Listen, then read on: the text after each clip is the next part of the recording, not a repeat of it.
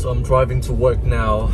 I figured that in the upcoming years I will be really busy, so I will not have time to make these videos anymore. And I think that would be a shame because I really do enjoy making these videos. I don't think anybody watch these videos, but it's good for myself, you know. I like to get my thoughts out so that I don't constantly live in my head, which can be detrimental to my mental health, as evidenced by my past 2 suicide attempts. You know, let's not make an album titled Suicide Attempt Number 3. I know I shouldn't be joking about this, but yeah, I think it's good for me to get my thoughts out and not be too much in my head, you know. So I'm gonna keep making these videos, and the only viable way that I can think of in which I can do these videos is doing them when it suits me. And if my goal is to make a video every day, the only time in which I can actually make these videos is during the commute, you know, like driving to work, driving back from work, or driving somewhere far away. And you know, have I told you guys I hate traveling? Not because I get a break, not because I like to be in a different place. I hate traveling because of the commutes. There's a learner driver in front of me. Anyways, yeah, I hate traveling because of the long commutes. There's this trend on TikTok right now. By the way, I don't use TikTok, but sometimes these TikTok videos show up on the YouTube short section of the app. There's this trend called raw dogging, in which people, oh, that's a beautiful girl, in which people basically go on a plane or go somewhere and just be, you know, like they don't have any music, they don't talk to anyone, they don't make any eye contact, they just, you know, like, this is probably Gen Z talk for meditation. You basically do nothing for an extended amount of time. That's basically meditation. I have always had trouble with meditating. My dad, he's an expert at it. He can do nothing for hours and not feel anxious. But me, if I sit down and I do nothing, I feel some sort of way. I feel like I'm missing out on something. I feel like I should be productive. But there's this trend on TikTok in which people are raw dogging an entire flight, 8 hours, 12 hours, you know, just sitting on the plane, not talking to anyone, not listening to music, not even sleeping. Some of them don't even sleep. They just sit there and they're just being, you know, like they're not becoming anything, they're just being. And that shit hits hard for me. That is really hard. Yeah, that is fire, man. I wish I could do that someday, but I'm not there yet. But the reason why I hate traveling is because of the long commute. The passage of time is unbearable for me. You know, you see time passing you by so slowly, but you become painfully aware of your existence. You know, like you're aging. You feel like time is passing you by, and yet you're not really doing anything. You're not moving forward. Yes, you are physically moving forward in a plane, but yourself, you're not really moving anywhere. You're not doing anything, and that's unbearable for me. And that's why I have a lot of this existential angst in my teenage years. I feel like I'm not enough. I feel like I gotta be somewhere. Anyways, that was long, convoluted segue into why I'm gonna be making my videos in this style, because I feel like I'm accomplishing something, even though I'm not really. I'm moving from point A to point B. I'm driving from home to work, or I'm driving from this place to this place. But I'm not just driving, I'm also sharing my stream of consciousness with the world, if that makes any sense. And I feel like that's a worthwhile thing for me to pursue, you know. to continue to be consistent, to stick to a routine, because I've noticed that once I got a routine going, it's very hard for me to break out of it. I am a very routine-oriented person, and by doing something every day, whether that's working out or making these stupid videos, I sort of trick myself into a routine in which, yes, I wake up, I take my dog for a walk, I might go to the gym, or I might be working, and I get to do this, you know. I set up the camera, you know, it's really easy, just pop the camera there.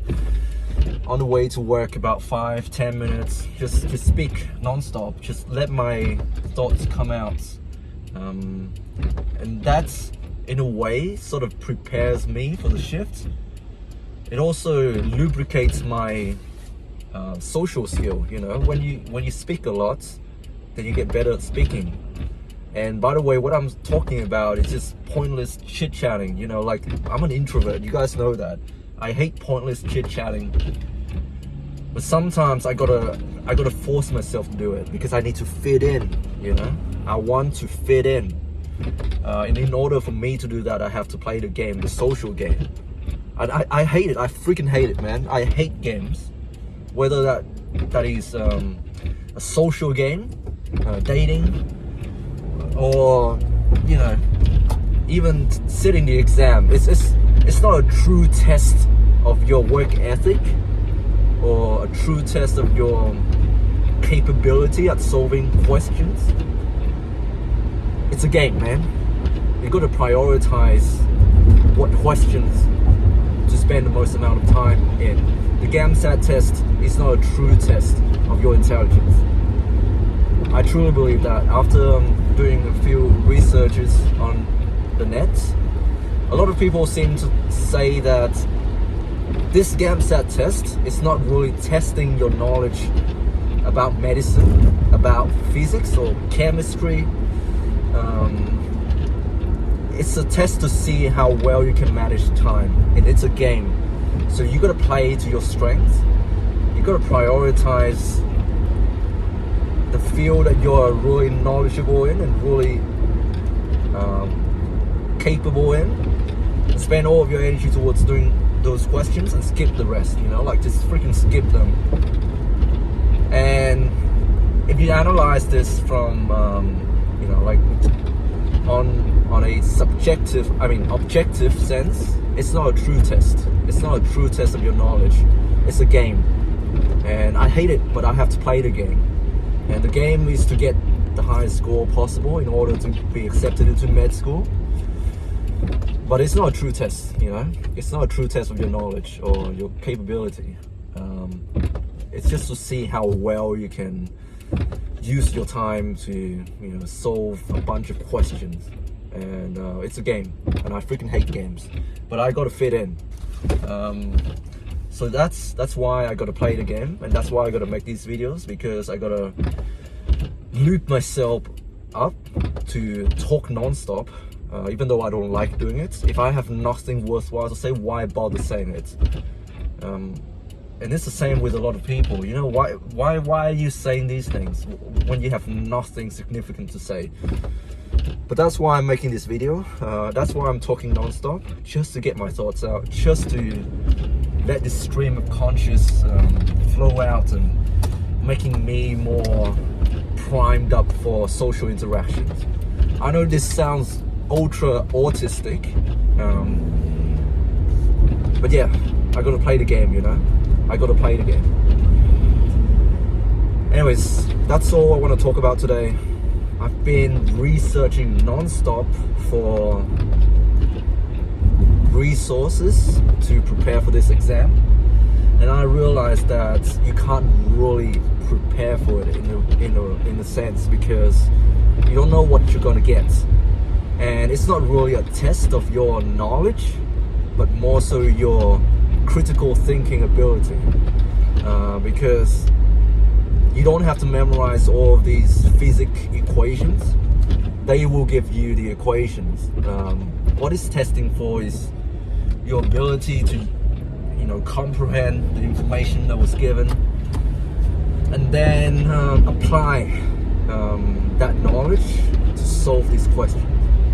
And that, I think, is much harder to achieve, you know. If you come from a non-scientific background, it's a very difficult skill to hone in. And I really don't know how I can do this. But yeah, I'm gonna talk to a few people who have done the test before, and I'm gonna talk to a few of my colleagues as well. I have this guy whom I used to go to youth group with, you know, the camp that goes for an entire week in which you don't use technology. It's like a leadership camp. I think I've mentioned about it in my past videos. But yeah, this guy, he's in med school, so I'm going to be talking to him, see if he has any tips for me, and then hopefully I'll sit the exam next year. I've told my mom about it. She said she still thinks physiotherapy is more suitable for me, but you know, like when I'm tunnel vision, I you know, it's very hard for me to be convinced otherwise. And right now, med school is on my mind. I want to be a doctor. It's very hard to convince me otherwise. You know, the shift work, the crap pay, you know, the disrespect from patients and their families, and even other healthcare staffs, you know, the pressure that is being put on our doctors, you know, like I still want to do it. So yeah, I'm willing to take this risk. Anyways, I'm nearly at work now, so I'm going to stop this video. Thank you for watching. I love you all. I really do love you guys, and stay strong, God bless, and I'll speak to you soon.